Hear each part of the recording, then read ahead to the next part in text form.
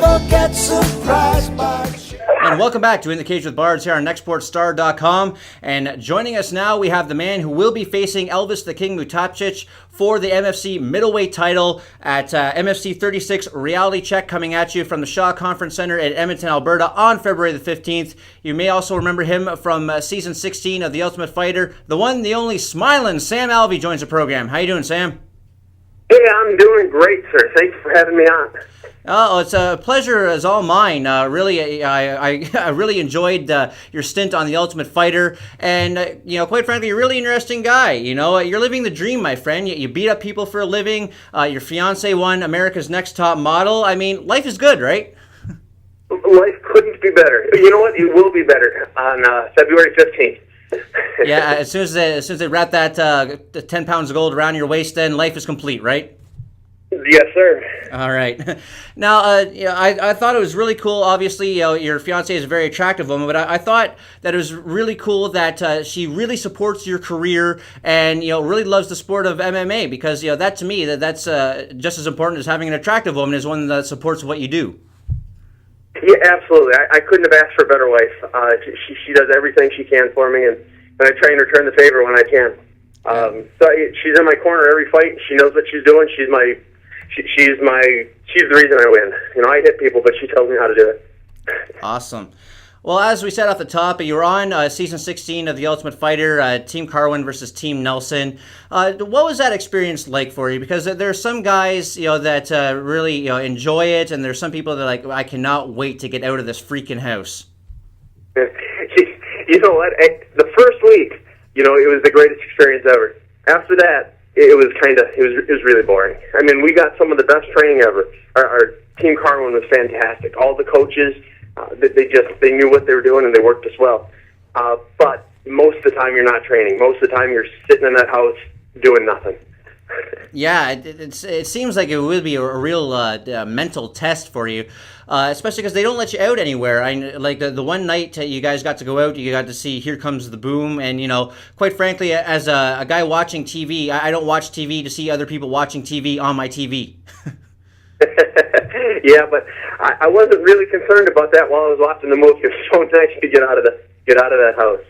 Yeah, that's true. What do you think about the format? Do you think it'd be more interesting if they let you guys kind of go out and around Vegas, interact with the public? That seems like it's the one bent that the Ultimate Fighter is missing, rather than just sequestering you guys that entire time. I'm kind of torn on that. I do think if you were to let 16, superstar fighters out and loose in Vegas, it would turn more into like a Jersey Shore type of show. And I don't know. I think the market is saturated with shows like that. So I think all they could have done is let us train more, and I think that could have led to a lot more interesting situations. Yeah. Team Carwin really seemed like they really formed a bond. We had Bristol Marindi, who came on every week during that season and just talked about how you guys really kind of felt like a team and a brotherhood there. Did you feel that way? Yeah, absolutely. And our coaches they made sure we did. They made sure we knew what we were supposed to do. And we had dinner together every night. We hung out with our team. We played, chess with our team. And we really supported one another. Whereas, Team Nelson didn't do that. By the end of the season, there were like four of their guys were on our team. Are you disappointed that we didn't get to see Carwin fight Roy? Oh, so disappointed. Carwin is probably the most athletic person in the UFC. Not just at heavyweight. The guy is incredible.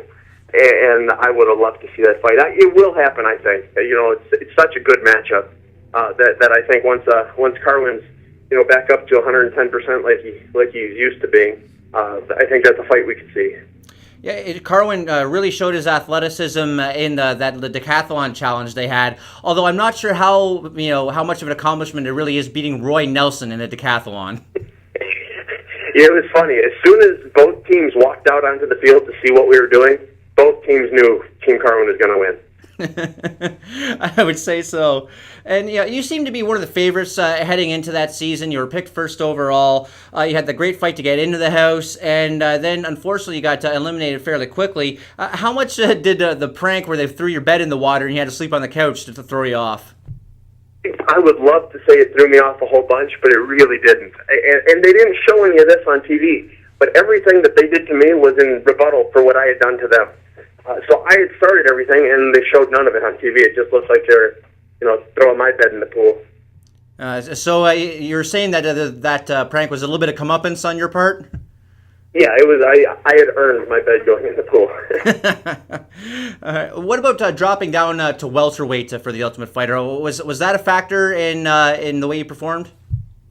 That was a mistake I'll never make again. It was, whether or not I can make 170, and I did make it twice, but I had 29 days to lose 40 pounds to get on the show, and I did that. When I fought that first fight for the knockout, I weighed 196, and then 6 days later, I had to get back down to 170, and it just killed me. I'd never felt like that the morning of a fight before. I just woke up and I was tired.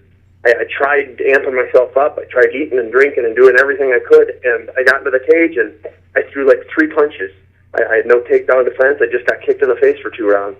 It was, as good as Joey was, I would have loved the fight, on any other day. Yeah. And Ultimate Fighter Season 16 also marked a major change that in the finale, there were no participants from the season other than the people who had made the finals. Dana White has said that he wasn't happy with the quality of fights on that season. How do you feel about that? You know what? As much as I would have loved to have fought in the UFC, that I didn't get to is just giving me the opportunity to fight for a world title right now. And that's an opportunity I wouldn't trade for anything. This is a chance of a lifetime to go out there and perform in front of the millions of people, or for a world-recognized title. So I'm really excited about that. Yeah, and we're excited to have you up here in Canada, obviously, Sam. One more quick question for you on Ultimate Fighter. Who smiled more on the Ultimate Fighter, you or Matt Riddle? I'm saying me. If Matt Riddle did, his name would have been Smilin Matt Riddle. But well, the Ultimate Fighter obviously got you a ton of mainstream exposure. You must have had a lot of offers on the table. We've seen you in a Bellator tournament previous to this. What made you decide to sign with the MFC? The MFC is just an incredible organization. I've been watching them for a couple of years now. My teammate, Richie Whitson, fought for them a bunch of times, and watching him fight got me hooked. They put on one of the best shows around. Every episode of the MFC, every series is it's off the chart good, exciting from start to finish. Mm-hmm. And the opportunity to fight for them, I jumped at it. Yeah, absolutely. And they actually use the ring, which I like just as a spectator rather than the cage. I find it easier to watch. I like that the strikers can cut down the angles a little bit easier with the corner. What are your thoughts on ring versus cage? You know what? I'm at 100% victories in a ring. I'm 2-0 in a ring. So that's a better odd than I have, in a cage. So I love the ring. Great. And you actually beat Carl Amasu in Bellator, who went on to win the Bellator tournament in welterweight and challenged Ben Askren for the welterweight title. Does watching the success that Amasu had in that tournament, does that make you feel like you do well if you went into another Bellator tournament? Yeah, it makes...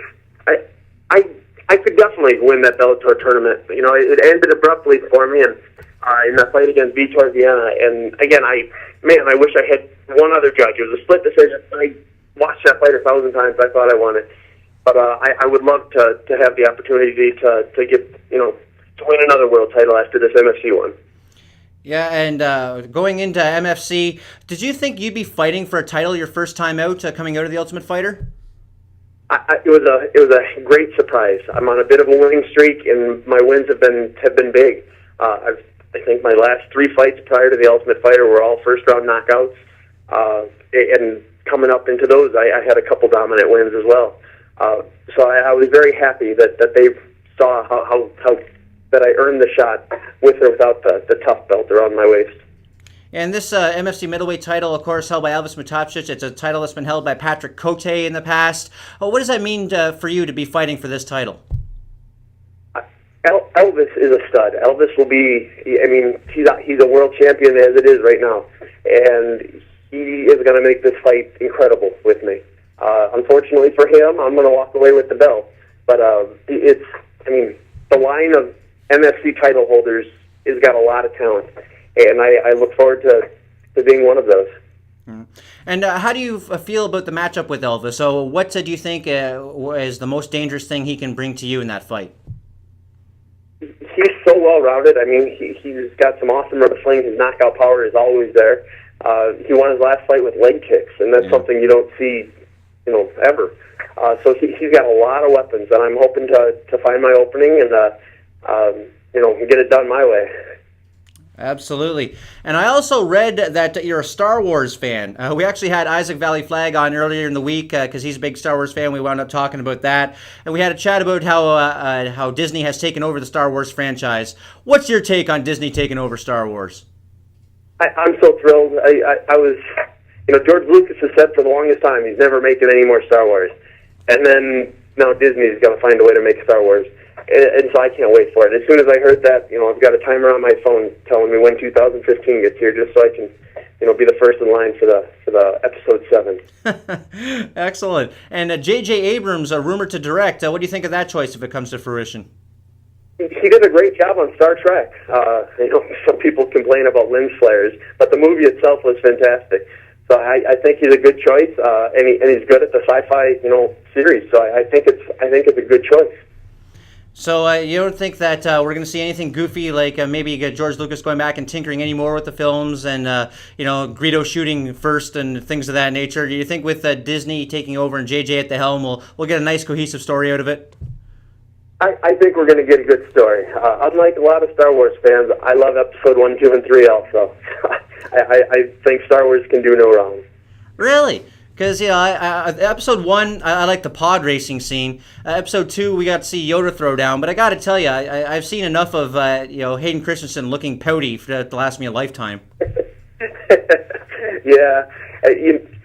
I couldn't complain. It's just the whole universe of Star Wars. I just beat Knights of the Old Republic again yesterday. It's like a 40-hour video game from 2002. So any chance I can, I'm doing something Star Wars. The Force is definitely with me. Absolutely, Sam. And we hope the Force is with you against Elvis as well. Putting you on the spot, how does this fight with Elvis Mutapcic end? It ends with me getting my hand raised. Yeah, you're not going to call for a knockout or a submission, just whatever's there you're going to take. I've been training everything. I'm very good with going with the flow. So if I get a submission, that'd be fantastic. If I get a knockout, that'd be awesome. So it'll be one or the other. It will be finished one way or another. Well, sounds great. We are looking forward to it. February 15th, MFC 36. Reality Check is the name of the show. Sam, thank you so much for joining the program today. One last question for you. It's something that we ask everyone that comes on the program. If you had the opportunity, you get to punch one person from any walk of life right in the face, who would it be? That's a big question. You know what? I think I'd get more money if I saved all my punches for the ring. So I'll say Michael Bisping. Michael Bisping. Well, there you go. He seems to get under a lot of people's skin. He seems like a fairly laid-back guy. Is Bisping, when you watch him kind of running off of the mouth, does that annoy you? You know what bugs me is his fight against Matt Hamill years ago. That's where I became an anti-Bisping guy. He lost that fight. I mean, dominantly lost that fight. And those judges over there gave it to him. And then he goes on and brags about how he won that fight. Drives me nuts. Yeah, the whole go back to wrestling line I thought was a little over the top considering what we had just seen in the cage that night. Yeah, he lost that fight. I mean, and it was obvious to everyone. It was obvious to those judges that gave it to him that he lost that fight. So that upset me, and someday I'll get my shot. Someday, and you'll get your shot at Elvis Mutapcic for that MFC middleweight title, February the 15th. Thanks again, Sam, for joining the program. I really do appreciate you taking the time. Tell the people where they can find you on the Twitter, on the Facebook, any other social media projects you got, and any other thank yous or shout-outs. This is your time.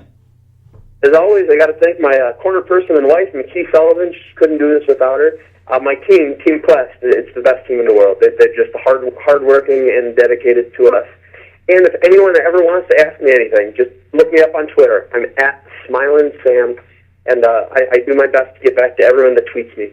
So feel free to hit me up, and and I look forward to performing for all of you on February 15th. And we look forward to it as well, Sam. Smilin Sam Alvey here on In the Cage with Bards on NextSportsStar.com, and we'll be back with more MMA action right after this.